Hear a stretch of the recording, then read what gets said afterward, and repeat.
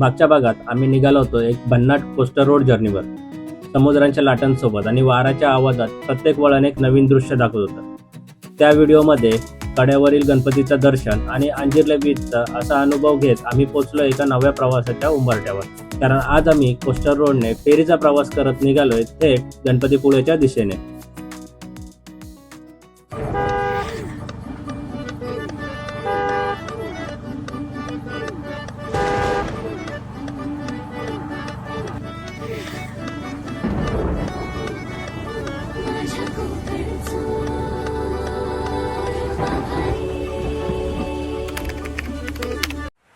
सकाळी उठल्यावर सर्वप्रथम आम्ही स्टेच्या आसपासचा काही सुंदर मॉर्निंग शॉट घेतले.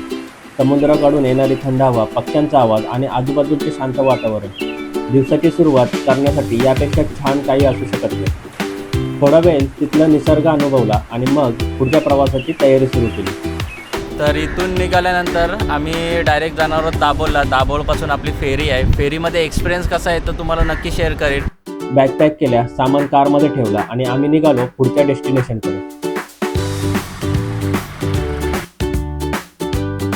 अंजारले मागे पडत होतं आणि समोर कोकणातील सुंदर कोस्टर रोड आमचं स्वागत करत होतं. एका बाजूला हिरवागार निसर्ग, दुसऱ्या बाजूला समुद्राची साथ आणि मध्ये लांबवर पसरलेला रस्ता. खरंच हा प्रवास खूप सुंदर वाटत होता. रस्त्यातील प्रत्येक वळण नवीन दृश्य दिसत होतं आणि त्यामुळे ड्राईव्हची अजूनच एन्जॉयबल होत होती.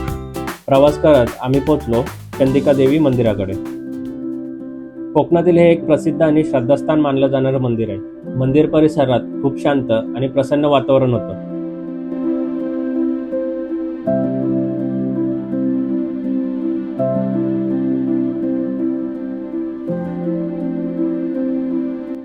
काही वेळ दर्शन घेतलं, मंदिर परिसर फिरलो आणि तिथली शांतता अनुभवली. दर्शनानंतर आम्ही पुन्हा प्रवास सुरू केला कारण आता आम्हाला जायचं होतं दाभोळ जेटीकडे. शिपिंग आणि मरीन सर्व्हिस दाभोळ देवापे तिकीट घर. आमचं 5 जणांचं तिकीट आहे, 260 रुपये. आमच्या ट्रिपमधला हा एक खास अनुभव असणार होता कारण इथून पुढे आम्ही फेरीने समुद्रामार्गे प्रवास करणार होतो.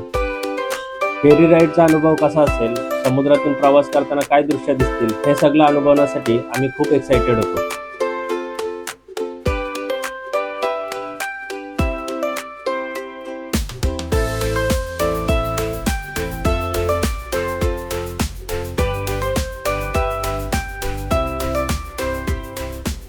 दाभोळ जेटीवरून फेरीचा सुंदर अनुभव घेतल्यानंतर आम्ही पुढच्या प्रवासाला निघालो.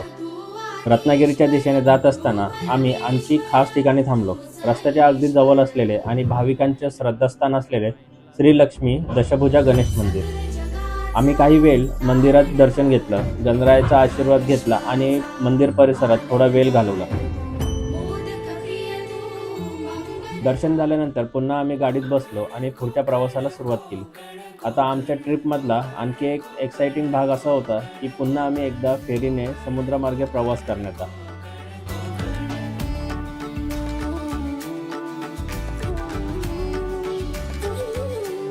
जेटीवर पोहोचलो तेव्हा फेरी आधीच उभी होती. गाड्यांची रांग लागली होती आणि सगळे समुद्रामार्गे पुढच्या प्रवासासाठी उत्सुक दिसत होते.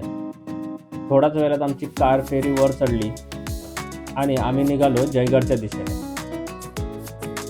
गणपतीपुळ्याला जात असताना काचारे गावाजवळ वसलेले हे मंदिर गणरायाला समर्पित असून स्थानिक लोकांमध्ये जिंदाल गणपती म्हणून ओळखले जाते. हे मंदिर 2003 साली बांधण्यात आलं. हे मंदिर बांधलेलं आहे ते जिंदाल कंपनी JW. नाव दीपक रघुनाथ तेरेसाई. ती पंचधातूची आहे गणपतीची आणि मूर्ती 800 किलो वजनाची आहे.